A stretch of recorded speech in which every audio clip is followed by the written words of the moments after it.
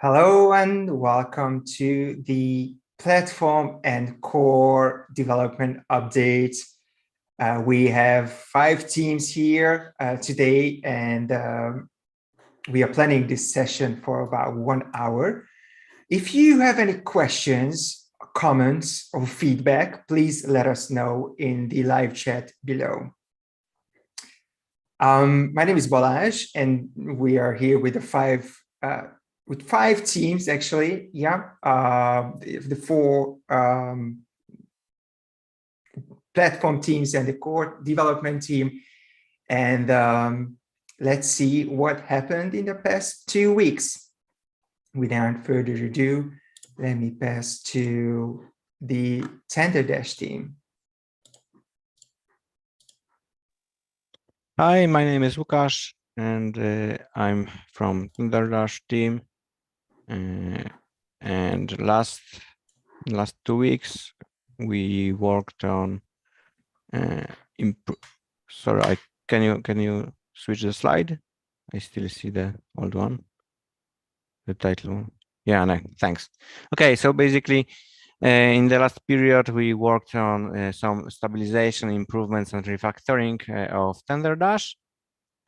But these features are all targeted to version 1.1. So we didn't do anything for version 1.0 that will be released because majority of things are done. And basically we are waiting for progress here. So right now we worked on some refactoring of blocksync module, which we changed in a significant way.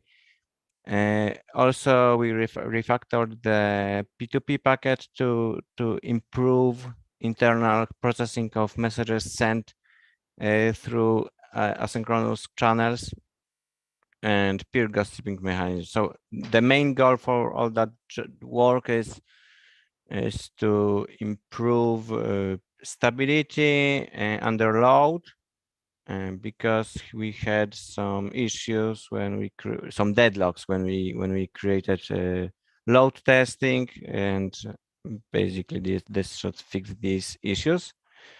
So all these refactorings, as you see on the screen,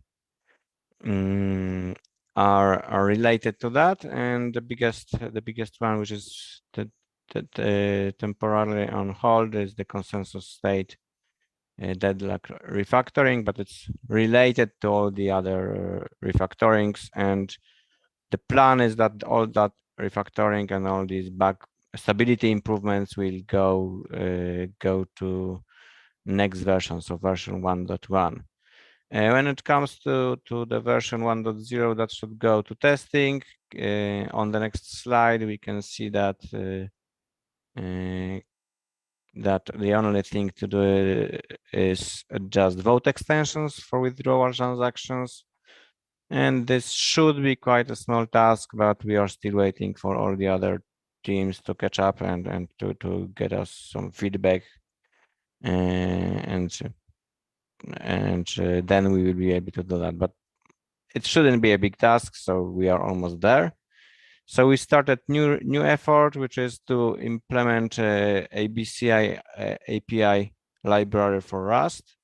So this is the library that the Rust DPP should implement and use to get messages about new blocks from Tenderdash and to participate in the consensus mechanism to propose transactions. All that logic that is executed by the blockchain application is mainly provided using that ABCI API. So right now, what we did is we created a Tenderdash Rust library because we had Golang only previously, and we had JavaScript code for that communication.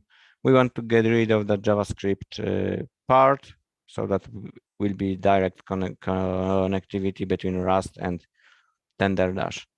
And also, as part of that effort, we are building our Rust skills to be able to help the Rust DPP team and also be able to contribute in more areas of the project, right?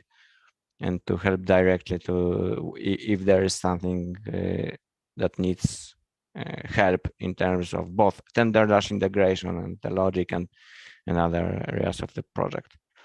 At this point, we imported some data types, so in the protobuf format into that library, and we developed a server that supports both TCP and Unix sockets, and it's part of that library already merged. Right now, we're on CI/CD for this, and we are configuring GitHub actions to be green. And then we need to implement some tests to ensure that what we did works with actual Tenderdash. And once it's done, we will be able to integrate that API into Rust Rust part of the platform. And that's pretty much it on my side. Thank you very much, Łukasz. Thank All right, you. do you want to add something? Yeah, sure. I'll just accentuate what Lucas said. Basically, Dima and Lucas have done an amazing job, and Tenderdash is done. A lot of the polishing is done, a lot of the bugs that they were working on are done, and well, that's great. And in an ideal world, you know, you could take them and then have them help on the protocol side, the last parts that are that still need work. But Tenderdash is written in Go, and Rust actually is a different language, different programming language, which has you know, a few weeks to a few months to learn.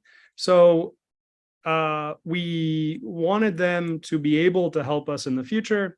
So we wanted to find a task that was, you know, on our roadmap, pretty soon on our roadmap. There was nothing that they could do that's still in, you know, before for v24, basically for the future complete version. There was nothing, because everything is really hard Rust code. But this Tenderdash Rust bindings, this is for, you know, a post MVP write fast follower, and it seemed like a perfect task because it's helping them learn Rust. So after they can, after this one is done, they can potentially help on other areas. So, you know, they can learn Rust while learning about, like, being in the ecosystem that they're familiar with. And on top of that, this is actually pretty amazing. Like, basically what with these bindings, what you can do is you can hook up any ABCI client, basically any Rust ABCI client, and get all the consensus messages for Tenderdash. And the fact that they were able to, well, I mean, mostly Lucas, but the fact that, and Evgeny, the fact that it's happened so fast is pretty amazing. I think they started at the end of the week last week. So, you know, it's really, really great to see such progress. Thank you very much. Thanks. Let's move on to a little bit of GroveDB. Yeah, so again, GroveDB is pretty much done. It has been for a very, well, quite some time. There was one, there were two parts to that kind of, well, there's one thing that's been ongoing. We had to have bindings for GroveDB for mobile. Though that was actually set for, you know, the testing phase, because they're not essential for v24. They're essential for mainnet release, which is in a few months. So, you know, it wasn't, you know, essential to get the proofs working on mobile on the first, you know, on the testing phase. But, you know, we have this to do, and it's always better to get it done as soon as possible, especially since Wisdom, who's been working on this, doesn't really know the other sides of the code, and this is extremely up his alley. So he's actually done an amazing job here. I believe that this will actually be done very soon, like probably this week. And then you'll be able to use GroveDB verification all the proof verification in mobile much more easily than you can do it right now. It's all imported, and all the bindings are basically working. If you just get back a proof, there's just one call to a library, verify proof, and everything is beautiful. It actually imports not just GroveDB binding, it's actually RS drive bindings that have been stripped out of anything that isn't for verification. These are not very big tasks, but they are pretty essential to get mobile working. The next one is partial batches. Partial batches. Partial batches were also not something for the MVP version, but it's something that I decided to do on a weekend. Not even on a weekend, it was just a few hours. I was trying to figure out how to do things that allow atomic swaps, where the cost of the operation is not actually known. So what partial batches allows is to write into a batch of operations to ask for the cost of the batch of operations and to insert the cost at the same time into the batch of operations. So it's just like a just-in-time updating of your batch after you know the batch. Because what's currently happening in the app is you run a batch of operations. There's a cost for the network that you have to pay in credits, but you pay that cost after the operation happens, and that's good. But it can lead to an interesting situation where the operation might happen, and for some reason there's a bug in the code, and it allows you to not pay for the operation, and then the system would crash. I don't think that can actually happen. Like, we have tests that show it doesn't, but this is kind of like a slight improvement, and it's also an improvement in efficiency. Again, this is not a big task. It took me 1 or 2 hours, but I thought I'd mention it because it actually is quite cool. The main work that we have been doing is on protocol. Not protocol, actually the RSDPP. Who's taking over protocol? Who's gonna talk about this one? David? Okay. Probably me should start. Hey, everyone. So quick update on HPMN. So basically, we've been working on integrating HPMN into platform. We started from integrating it for local network development. This involved some work on Dashmate, basically update some core images and a little bit the code we've been using. Also, we touched Dashcore library to update some new types of quorums and use this updated code within platform. However, I should note that the platform code is merged, although it is using an unmerged code in Dashcore library. This is being currently worked on. Basically, there's some testing, local testing for Dashcore library should happen, but platform side is tested as far as I know. And we're not yet implemented registration of HPMN using Dashmate setup yet. This is the next thing we'll probably do. So that's a quick update on HPMN. Thank you very much. Shall I give it to Sam? Yeah, sure. This is kind of protocol tasks that have been working on.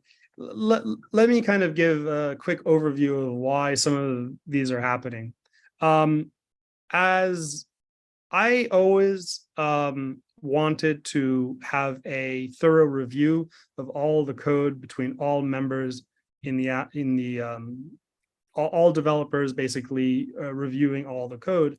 So, more recently I had finished personally, right? I had finished protocol side of my work, the GroveDB side of my work. And one thing is that I started reviewing the protocol code, and there were some, as there is with all code, I'm sure when people review my code, there are some things that need to improve. This is kind of necessary, and it was normally happening in the testing phase. However, in the testing phase, while this amount of work that I would be doing right now would normally be in the testing phase, but you can't, we couldn't add more people to the other tasks. So it made sense that I would work on more of this testing phase stuff. So the abstract value compatible with CBOR and JSON implementation, that was merged in about, I think, a week ago. It's actually a very nice PR. What it means for people is that we were, let me explain this so developers will be happy. In our schema that we use for validating contracts, it was very rigid in terms of the types that it accepted. And there was a lot of kind of, I would say, even hacky behavior where, identifiers would have to be treated after the fact to make it, to serialize it properly. With the new system of abstract values, it's a lot more clean. Types can actually be defined by their size. That actually means lower cost for developers when they run contracts. There's a lot of cool features that will be made possible by this, and yeah, and it also abstracts away a big part of the validation logic into a type of value that is made for our system, and instead of taking a value type from another project. It's done. It's been merged in. It was merged in last week. The next one is refactoring document type and document stubs. This is actually because we had a way of doing something in the drive section. We had a way of doing something in the validation section, and they were kind of trying to do the same thing. There were some advantages of one system, some advantages of another, but they were kind of duplicates. The point here is to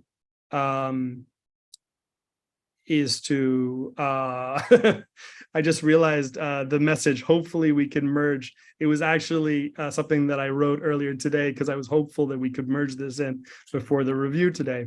But it's very close. It's about 7,000 lines now, and it really, really improves on a lot of issues. Now, without this work, I do believe the testing phase would take longer, because inside I've probably fixed about 20 issues that I found. Basically, as I go through code, I say, oh, there's a slight logic error here. For example, if I'll mention one that I found today. The indexing was saying that two documents could not live together if they have the same index, unique index, right? So if you write a data contract and it's first name, middle name, last name, right? And that's a unique index, meaning that in one system, you can only have one person with the same first name, middle name, last name. That's a terrible data contract, but let's just imagine it exists. Now, that is called like a unique index, and you can only have one of them. If one of the fields are actually absent, like last name, and it's a non-required value, the unique index no longer applies. It actually allows for more than one of those things to exist. So basically, the index wasn't taking that into account, and it would have caused errors for clients. So that one was fixed. Just a lot of small things that constantly are being found, and this is just normal for a review when you review code. Like, we're going to be doing this a lot in the testing phase, but we're kind of getting a head start on it. And also, I think that we'll be able to go to the testing phase faster because of this. Efficient data serialization, again, that's kind of done. It's just blocked because we need Rust DPP integration first. Data contract bounds for identity keys. That's also, the code is written, there's a PR. It just needs to, we need something else to happen first before we can merge all that in. But the big thing that everybody has been working on, okay. What's it's left just for the summary Yeah, slide of the what summary we already discussed. Yeah, so what's left for protocol, blocked and blocked. Basically, we need to verify the withdrawals are working. We need to finish the asset lock and unlock integration. But again, these are all blocked by Rust DPP integration. And later, we're going to show you guys a slide explaining how we're focusing resources to finish the Rust DPP integration. But let's first talk about the Rust port update. Anton, would you kick us off with that?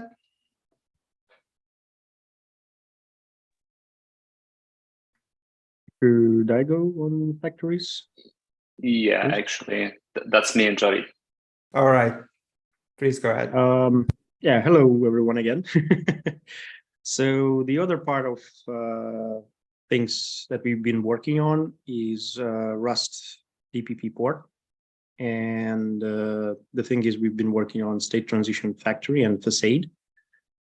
Regarding state transition factory is it's basically implemented and reviewed by guys. So the code is done, and the only thing left to implement to verify it is testing. But WASM DPP is a little bit cumbersome to test, and there are some issues sometimes happening. And this is the only thing left to be implemented, which I'm working on right now as we speak, to not lose any time. And that's about factories. I think regarding facade, Igor could update you on that. Yeah, I'll go on. Thank you. So this week, I was helping Javid on WASM bindings for state transition facade. State transition facade actually wraps factory, and aside from the factory itself, it uses a bunch of validators. So state transition facade is the interface for all state transition related manipulations. It provides an API for creation of different state transitions and orchestrates variety of validators for every state transition. This task is basically wraps up the job of other people who were involved in Rust DPP porting. Is the last major interface needed to proceed with integration of Rust DPP to JavaScript codebase. Aside from that, we also built a foundation for Dockerization of WASM DPP. It wasn't actually a straightforward task because default Alpine Docker builder is not suitable for building of WASM target. So to mitigate that, we had to implement a multi-stage building procedure, which first uses Rust Docker image to build Rust part of the WASM DPP, and then Alpine image to build remaining JavaScript part. So this job is actually done as a proof of concept on DAPI side, and we also made successful runs of the platform test suite with partially integrated WASM DPP. So once we are done with the state transition facade, this will be the last piece, and it will conclude the integration of WASM DPP to DAPI, and we shall proceed with the drive. Yes, this is it from my side. Thank you. Thank you very much, Igor. Shall I pass it back to Anton? Anton, if you can hear us. Yeah, sure, I can. Sorry for I guess I was muted the last time you passed the word to me. Documents transition, that's would be Pavel's area. If he's, yeah, he's here. And I'll take over the backports and the data contract integration tests. So Pavel, please talk a little bit about the document transitions. Yeah, hello and then guys. we'll move on. As you probably know, we in the last report we had this document transitions in review. We still have this part in the review. We end up at the time when we 2 weeks ago we have 4 pull requests that are ready for review. We have 3 today merged, as we have the last one, which is basically currently accepted and will be merged in like a couple of minutes if all pipelines will be successful. So that's will be all in terms of document transitions, and all work related to documents will be done. So in terms of document transition, that's all for me. Yeah. Also, the sprint, we did all the V24 backports. So while we were working on the Rust DPP, most of our code was based on the V22 or V23 versions of the previous JavaScript DPP, and so we needed to bring it more in line with the DPP of the current testnet version, the V24. And we needed to port all the changes that were made between V23 and V24 back into Rust code, which we've successfully done this week. And also, we had a big review process for this integration, kind of like we need to go test by test and compare that all the tests that we previously had in our JavaScript implementations are exactly the same tests we have in Rust implementation and have exactly the same behaviors. So we can be sure that we didn't break anything, and we can ensure the full compatibility between old JS DPP code and new Rust code. So with the backports and cleaning some of the technical debt, we finished. Right now, we are reviewing tests to be sure that when we run tests, we can be 100% sure that we have full compatibility between 2 of those implementations moving on, so we don't have any unexpected bugs or something. Then the last sprint, as you can remember, we also had a task of finishing data contract integration tests, and they were finished this week, so they are done. As Igor and Javid mentioned, of all these things, right, we have the document transitions, the update Pavel just gave. We had this data contract integration tests, backports, all those things. The last entry point that we need for integration was the one Igor and Javid were working on, the state transition factoring the states, because that's where DAPI will actually start parsing state transitions to pass it to different components in the system. And so this was the last, like the main crucial endpoint, after implementing which we actually can start integrating this code that we've been writing so far into DAPI and Drive and the rest of the system before actually releasing a release candidate. So I'll give a word to Kostya to talk a little bit about the unified error format unified error formats in Rust DPP, and what does it mean and why we were working on it. Kostya, please. Yeah, hi everyone. So it was kind of refactoring, I would say. So the thing is that we brought bugs to a single standards, I mean in Rust DPP, because when we started writing this Rust DPP component, we experimented with several formats to understand what would be the most convenient for users. And now we came to the conclusion that it will be better and refactored all the bugs in this format. So pretty simple. You mean errors, right? Errors, Yeah. Refactored all the bugs to be in the same format would be very convenient. Yeah. User all right. Thank you very much. Shall we move on? Can we go to the next slide, please? Yeah. Yes. Well, we still have one pull request left, unfortunately, to this review. We really wanted to merge this before it, so we can be so we can mark document as done and never touch them again. but unfortunately, there is still one pull request that has pipelines running. So it will take like maybe 10 minutes after this call to merge it. But we can technically claim that it's done because the pipeline is still running. Interrupting, it's done already. Oh, it's done now. Great. So yeah, we really try to finish this as like right before this call so we can claim this is done, but yeah. And Well, as you can see, we are planning to continue. Yeah, go on. I want to review it. Don't merge it. Sorry. I will look at it quickly. All right, please continue. All right. Anton. I hope Pavel didn't, because otherwise, yeah, you won't have a chance. And because of that, because of all I've said before, we are at the point where we need to integrate like this new Rust code into all the components, meaning SDK, DAPI, and Drive. So the code has been written. Now we have to replace all the usages of old JavaScript code with new Rust code that has been written so far. And once we do that, that would constitute sort of a release candidate for the platform. And after we merge the Igor's and Javid's work that has been done previous sprint, we can start work on this. Well, I guess I'll give a more update the next sprint and see how it goes. So I'm really happy about how this is going because I feel like we are really, really close.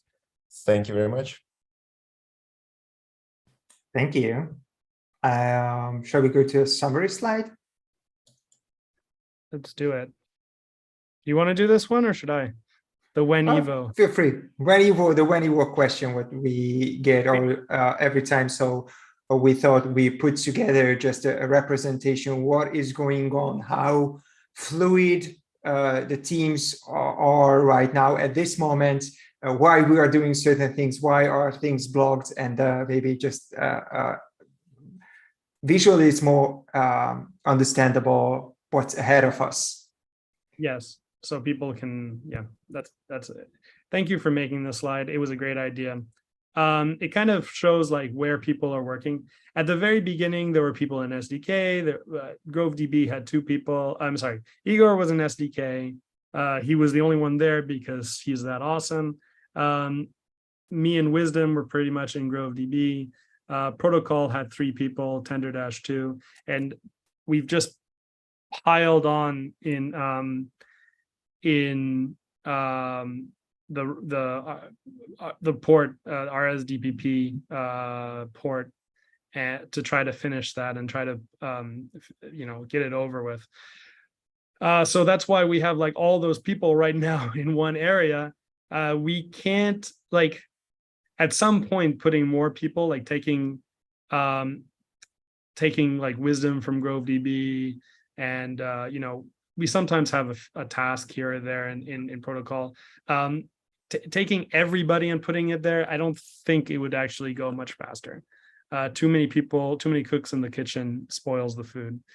But we have like one task, one person, and we're trying to get it done as quick as possible. So it's kind of what's going on. Now the RSDPP integration, yeah, I mean, the real issue here is that as time goes on, like, I realize as well as people watching, this is much longer than expected. It's much longer than expected for me as well.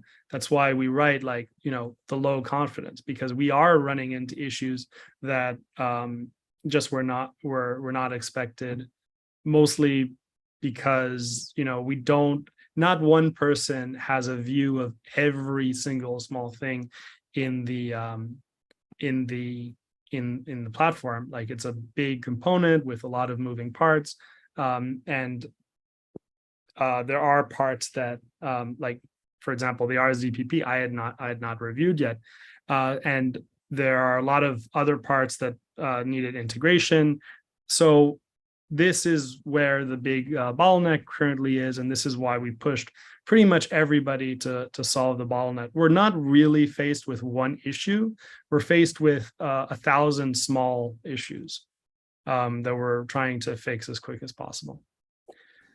Yeah, and one thing that may be worth mentioning, that we have much more confidence and much less risk on the task that's left or that are after the ROS-DPP integration. But we have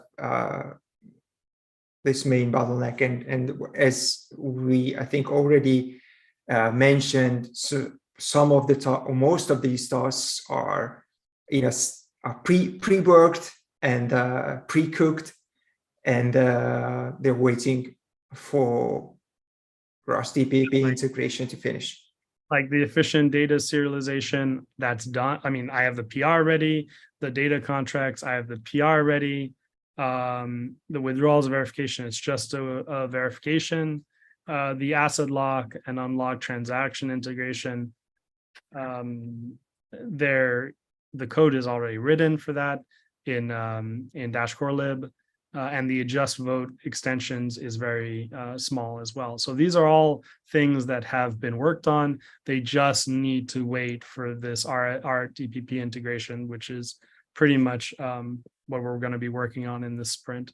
And we're going to pile everybody on and hopefully get more progress on it. And hopefully finish it. But, it's one of those things where I feel like I don't want to promise anything because there will be parts that I do not know. And as much as I try to look at every part of the code, I can't. I mean, right now I'm reviewing every part of the code, actually. That's why there's been some refactoring. All right, then. Let's move on to the core team. Hello, guys. So, quick update from core side. So we got all the stuff for V19 merged, and we are in the phase of testnet testing with release candidates. Quick survey before going to testnet, the things that are pending and in progress. So basically all the deep changes related to V19, they are ready, but we wait for the 19 release to publish them. We started also V20 work in parallel. So one thing I was working before, so basically there's a need to change the way we calculate members of quorums, and we have a need to rely on chain lock signatures for a better randomness for the member selections. And because chain locks are missing from a node that is currently syncing, so basically we needed to include chain lock signatures on chain so that everybody could achieve the same results. And so we split this task in two. The first part is in review, basically, so it's done. So we include the best chain lock signature inside Coinbase, and once this is merged, we can continue with the changes in the member calculation. For the rest, Pasta. Wait, I think you just started like a very interesting topic. But I think for a lot of people that are listening, they're probably wondering, what on-chain chain lock sigs? Why would you do that? I think there needs to be a little bit more explanation onto why, but I can take that if you want. Well, Sam, we're trying to tease them, but... Oh, you're trying to tease them. Okay, why don't you do it? Well, I kind of explained why we need them on chain, but the initial request, I leave it to you. Why we need a, new way of calculation? Maybe you need to explain this. Yes, sure. So one type of, I would not even call it an attack, but we use mining right now as a source of entropy for our quorum selection. And that's all fine and dandy, but you can actually, if you are a very, very strong miner and you have like 50% of the mining hash power, you can actually mine blocks in secret that you're never going to publish. It's extremely expensive and extremely stupid actually to do, unless you are a government or you are somebody with billions of dollars and you just want to destroy the project. So with an insane amount of money and an insane amount of master nodes, let's say somebody had 500 master nodes and a lot of hash power, they could potentially take control of a quorum. And the point of this is to improve the system so it's even more secure. So basically, there could not be any doubt, even with an insane amount of hash power, they could never, ever take control of a quorum, making the randomness of the quorum selection, 100% random based off of the principle of the BLS signatures that are provably random among the participants. So, that's actually really cool because it will, we don't really have a problem here. We've never had an attack, but we've never had like an attack that succeeded. We've been attacked. Actually, we were attacked a few months ago, but probably, who knows? But with this, it will make our system even more secure. And it's a very big improvement for the security of our system, basically. Okay, Sam. Thanks. You talk too much, but other than that, good job. So there are a number of other things that we're working on. One of the things that I do think we do pretty well on the core team is, even though we're in the release cycle stage for V19, all of these V20 features are beginning development. One thing I do want to mention about the on-chain chain lock signatures is there is a work in progress DIP for that. That's being kind of spearheaded by the research team. So at some point, there will be a document that will explain all of the details of it that people can take a look at. And really will kind of probably speak to the math a little bit more about kind of the probabilities and what we're trying to accomplish with it. So one of the next things we're working on is replacing our deterministic binary production system with Guix instead of our current Gideon. Bitcoin migrated away from Gideon a couple of years ago, maybe. And Gideon has some problems. It has to basically be ran in a Docker image. It is very useful, but it can be kind of annoying. Right now, we have to basically build on one version of Ubuntu or Debian in order for everyone to get the same hashes. There are complications with using Gideon that get resolved with using Guix, and Guix has a strong focus on reproducibility, but also bootstrapability, where you can basically build everything in the system from an incredibly tiny initial binary blob. It has a tiny binary that you have to trust, and everything else you can reproduce very, very easily. So that's something that we're implementing and backporting from Bitcoin. A lot of it's backport work, but there's a lot of changes and modifications that have to get made to make it work with our system. We're also working on the enhanced hard forking implementation for V20.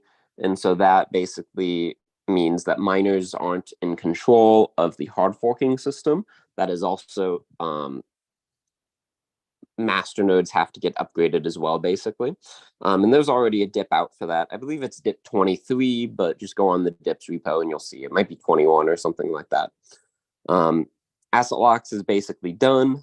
It's just kind of sitting on the repo, waiting for the other teams to be ready for us to test against it.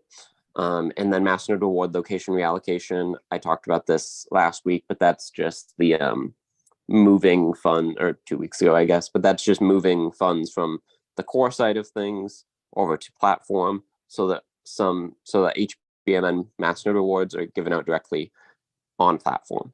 And then, as always, is the list of pull requests that we merged in the last 2 weeks. So go ahead and take a look at those if you're curious. But yeah, good number of stuff done in the last 2 weeks. And then we're going to go ahead and move on to talking about the testnet status. And so we did roll out multiple release candidates onto over the past week or so, week and a half-ish. There is, I posted the forum post last Thursday, and the binaries were published last Thursday for RC5. And there were a couple of questions about kind of why we're already on RC5. There were just a couple of things that we kind of missed in the first couple of RCs that were really tiny things, and I think we resolved them all in like a half day or a day. So stuff that we don't necessarily want to happen, and we want to make better procedural changes so that it's less likely that we have these kind of things that slip past us, but it's going to happen. I think basically every release cycle we've ever had has a bunch of release candidates. There's always stuff that we find. So it doesn't matter too much. But anyway, we released RC5 on Thursday. We did a initial hard fork that activated a smaller LLMQ type, and that hard fork went fine.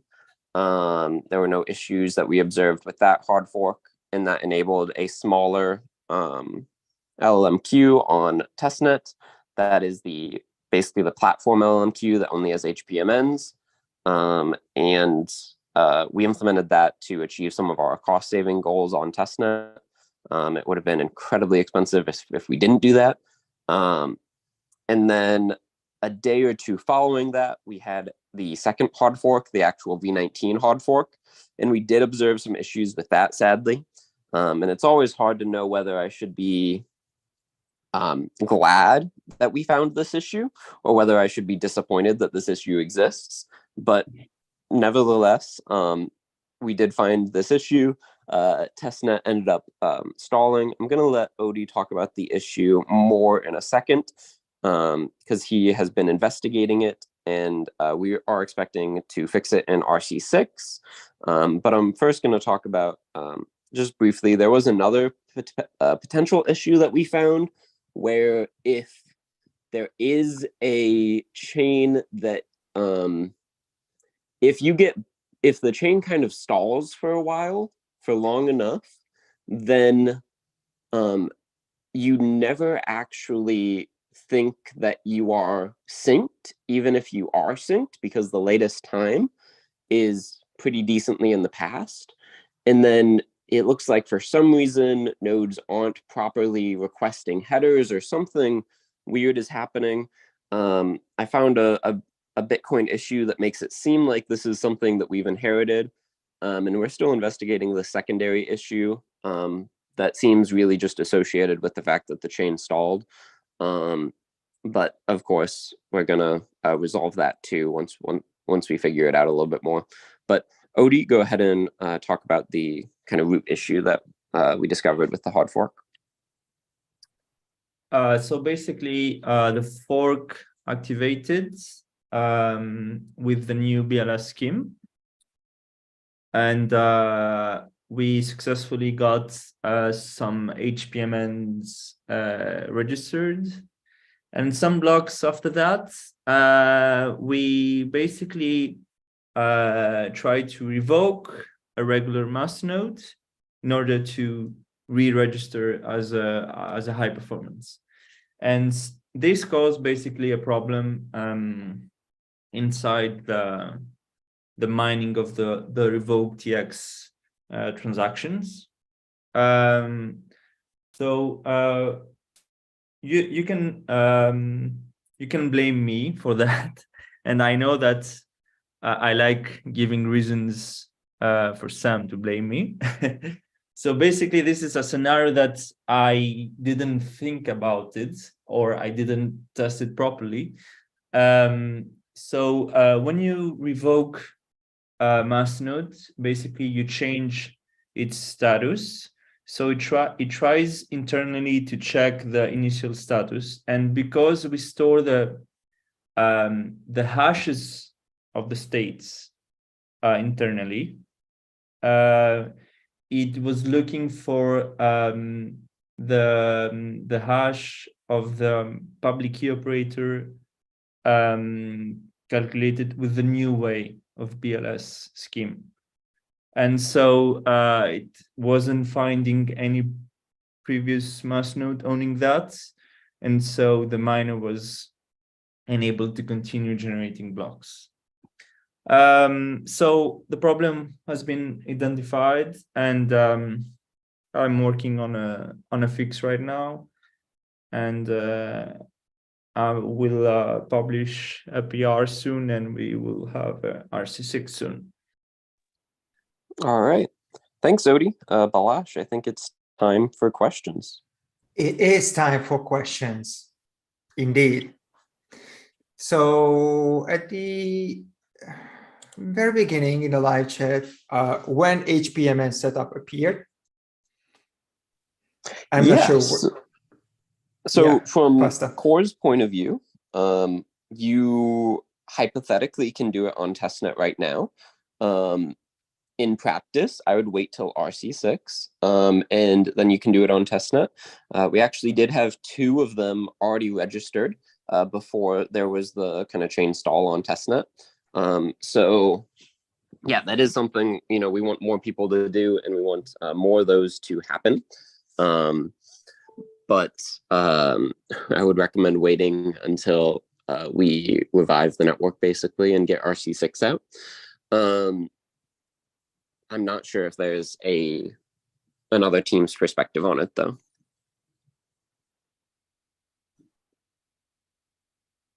Nothing to add from my side. All right. Cool. Shall we move to the next question, which is, will DashPay be a separate app in the App Store or just integrated in the wallet? It's okay, I'll take that one. It's just integrated in the wallet. Basically, when it activates, it will send a signal throughout the network, and it will allow you to upgrade your mobile wallet to the DashPay experience. I believe you don't have to though. It's an optional thing. Alrighty. Someone was asking to share the link to the SDK. I guess we are not unable to share links in the live chat. So if you ask for it in Discord, we will definitely share you the links. Will there be a marketing wave after releasing Dash platform?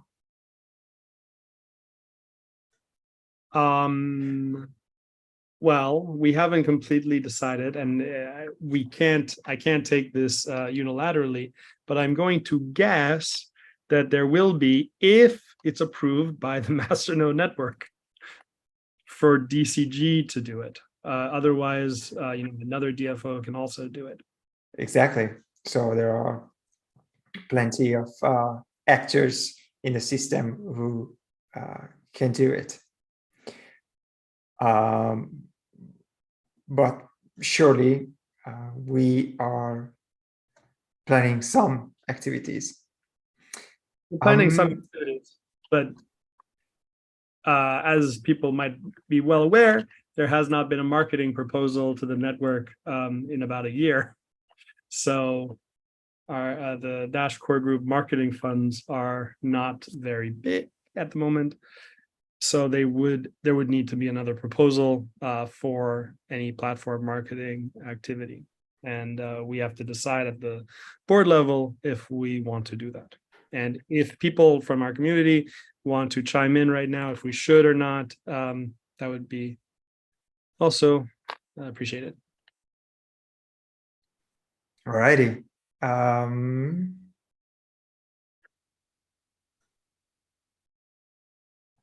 Let's see the next question then. In what program is Dash Core written? Is it only platform that has to be updated to Rust? Sure. All right. Oh, well. Hey, don't step on my toes. All right, Okay. Pastor, you go first, and then others can expand on that or extend. Okay, so Dash Core refers to, the node software, the wallet software on your computer, or the node on a server. And that is principally written in C++. We have a couple of dependencies that are written in C. Primarily the cryptography dependencies are written in C. Some of our dependencies are written in C++. Almost everything that we write for actual production code is written in C++. There is, some bash and some make files and some helper stuff and build systems around it that is in a variety of different things.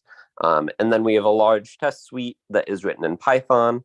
But actually there is a desire, at least some level of desire, to either write new components or potentially migrate some existing components into Rust, because it provides some incredible safety benefits that C++ doesn't really give you as easily. C++ is a great language, but it really lets you shoot yourself in the foot if you want to. And Rust will, at the very, very least, tell you many, many times that you're shooting yourself in the foot before it lets you do it. And so there's a lot of benefits that we would love, and even productivity benefits. One of the biggest problems with C++ is that it's been around forever. And so there is a very big community, but it's an incredibly diverse community, which is good, but also bad, because there's 5 different build systems and they're all kind of have their own weaknesses and they all are really annoying. And then, we use kind of make files. We kind of use our own thing that Bitcoin created. And then it's pretty hard to integrate that with modern debuggers and modern programming tools that would make our lives so much easier and more productive. Whereas Rust will just work with them, and it makes life much easier in that regard. So yeah, the gist of the answer is like 90% C++, bunch of tests in Python, and some different dependencies in C. But that's about it. Yeah. The other thing to think of, like, to rewrite our, core in Rust would be a Herculean effort. It would be massive, massive, massive. Something that we could undertake if the price of Dash was at, $1,000 plus, and we had another 30 developers to do it. But at the current stage of things, it's just not feasible to do right now. There are some libraries, we, as Pasa said, we can write some new components in Rust and then use them as libraries in C++. But for the most part, we're sticking to C++. And Pasa doesn't want to say it, but C++ is actually a very good language, I would say. Well, I think I said that. Yeah, you did say it. It's like the problem with C++, as Pasa said, there's another one, right? Well, maybe I just need to accentuate it. You said it. it's so easy to make a mistake. And it's not always apparent that you're making that mistake. Whereas in Rust, it's much harder to make mistakes. The compiler will tell you, what are you doing? Why are you doing this? Yeah, and thankfully modern C++ has gotten a lot better at giving you the tools to not shoot yourself in the foot. But the problem is that you still can shoot yourself in the foot. Maybe we shouldn't shoot yourself in the foot anymore. We've said it like I don't 100 know. times. I like the phrase. All right. And one of the problems is that since we are inheriting Bitcoin's code base, there are some better warnings and better practices that I would love to implement in our code base, but it would create such conflicts with Bitcoin's part of the code base that it's very difficult to justify implementing those warnings and such. And it makes it harder to kind of enforce these best practices, and it just becomes kind of convention. But yeah, we probably talked long enough about that. All righty, we are slightly running out of time, so let's see. And questions are coming, so I would like to give time to other questions as well. So I understand it's hard to foresee how long the RSDPP and then the final integration will take, but what will the release look like when they are done? For example, how long will it be tested on DevNet and then release and then testnet? Sam, do you want to take it? Yeah, I still believe that we'll need about 2 months when it is done, in the sense that we have a v24 out. The day that we have a v24 out, I expect it takes 2 months until we get to the RC. The RC, the ones that were like, okay, we're ready. This has been tested. We found the issues, and we're going to release it. As we just spend more and more time, I grow more and more confident that GroveDB and RS Drive won't have issues, because we run tests, we run a lot of new code, and those components are working well. I mean, nobody has found an issue in them for a very long time, but we've also not tried to break them. So as soon as we try to break them, that's when things are going to become more interesting. When we try to, look at the code, see potential points of failure, see areas where there could potentially be a Stack Overflow. I saw one yesterday, actually. I was looking at it. I was like, oh, no. Just because, well, for people that don't know, a Stack Overflow is a way to overload the memory of your system. And there's a lot of other things like that we need to be very careful of. All righty, thank you very much. So next question is, do all devs believe in Dash? Well, I guess it's a requirement. I hope so. It's not mythical, so I can confirm with certainty that it does exist. Yeah, do they believe? I think a lot of people, the question is, do people believe in the project? Yeah, and have confidence in it. I mean, I certainly do, but I wonder, I mean, a lot of people I think do, but it's hard, as I'm the kind of their boss, well, I am their boss, it would be hard for them to say, hey, Sam, I don't believe in the project, and still have a job. So, I don't know. I would imagine that people do have confidence in the project and believe in it, but I think everybody, if a dev didn't, they would be hiding it. So I have to look out for signs. I'm going to be spying. I'll install spyware on everybody's computer. and see how often. Never mind. They go check their website.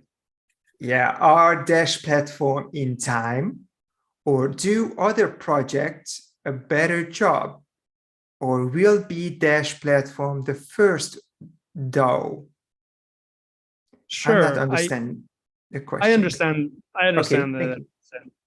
Okay, so I think the question is, do other projects? Well, there are two ways to interpret the question. First is, do other projects do a better job than us? The second way to interpret it is, will other projects run more features than us when platform comes out? So I'm going to answer each one. The first one is, well, at least do I feel like other projects are doing a better job than us? Well, it's some are, but with much more resources. You know, if a project has $1 billion in their reserves and they hire 150 people or 200 people to developers, they're obviously going to, well, maybe not obviously, but they have a high probability of outperforming a much smaller team. And in Dash Core Group, you know, we have not that many developers. We're very ambitious. We're building a very ambitious project that's never been done before with a lean team. But, you know, sometimes they say, like, if you have no other choice, you have to make it work. So. all right. The second way of, the second interpretation was, do other projects have more features, or will they be able to do a better job? Well, so again, comparing apples to oranges, I believe will be the first project to allow for the level of decentralized storage and verification that is required for mobile apps to have proofs, if immediately have proofs. I don't believe that feature exists anywhere else. So in such a decentralized way. So that's going to be really cool. And I'm very excited to see what and how external developers find use cases for it. I can't wait, actually. It's going to be really cool. Like you can run decentralized apps where you can query the data immediately, and also you can get rid of the data so you don't have to pay for it. So you can create like almost games that are quite cheap to run, whereas other projects are very costly to run, because the data storage is quite costly and you can't actually have data retrieval. Data, like, you know, in platform, you can store data and then you can get rid of your data, and then store some more data and get rid of data. And then you can constantly be pushing and destroying data from the system if you want, if the data contract allows you to do it. You can also write in your data contract, no, I want my storage to be permanent, and then it can never, ever be removed. So it gives developers and users, you know, the choice. A lot of blockchains either allow, you know, removal, or permanence, but we allow both, and with refunds. There's going to be a lot of really cool features, but it won't have everything, right? So I can imagine as soon as it gets released, the next question will be when smart contracts is my biggest guess. So you guys, I'm actually quite looking forward to hearing when smart contracts, because that will mean that we are on mainnet. All righty. The next question is not, maybe we can have some information on that. When new Dash Core Group CEO, any candidates? Well, I can answer. I'm probably the only person that can answer that. No, there are no candidates that I'm aware of, at least. And there is no search at the moment either, for a few reasons. First is, if we hired a CEO, we can be, well, there are a few things that I will gladly share. The average salary for a CEO in blockchain is $300,000 to $500,000 a year. An executive search for a CEO costs maybe somewhat around that number. Currently, our treasury, the only way to fund a CEO would be to fire a lot of the developers that you've seen tonight. And so for that reason, like, there's no massive reason to have a captain with no ship crew. So that's one. Right. On top of that, we are making pretty good progress at the moment in terms of development. It might not seem so because we're late, but a lot of components have been written. A lot of things are actually happening. So I don't know if things are much like slower than when we did have a CEO. I'll leave it at that. All right, thanks for sharing. And I guess we are done with the questions. Thank you for asking these questions. If you have anything else to ask, please ping us on Discord. And we're happy to share our thinking and insights and any updates. Again, thanks for joining us today, and hopefully see you in 2 weeks.